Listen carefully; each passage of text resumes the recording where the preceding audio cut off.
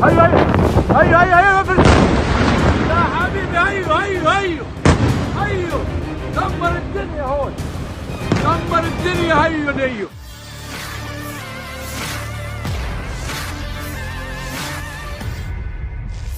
Militer Iran kembali melancarkan serangan balasan ke wilayah Israel.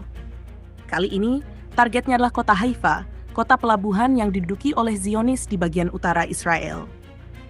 Media Iran, Al-Bawaba, melaporkan bahwa sirene meraung-raung dalam radius beberapa kilometer, bersahutan dengan kilatan cahaya yang melesat di langit malam Haifa pada Sabtu, 14 Juni 2025 waktu setempat.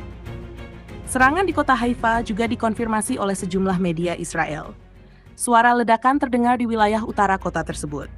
Aparat setempat segera mengimbau warga untuk mengungsi ke tempat perlindungan. Beberapa titik vital di Haifa dilaporkan mengalami kebakaran akibat ledakan. Sementara itu, akun Telegram resmi Korps Garda Revolusi Iran, IRGC, menyatakan bahwa kebakaran besar terjadi di salah satu kilang minyak di Haifa akibat hantaman rudal balistik Iran.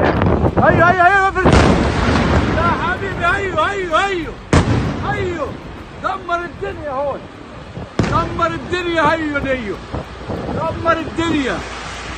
فرسلية نزل فرسلية ايوه فوق راسي يا عالم.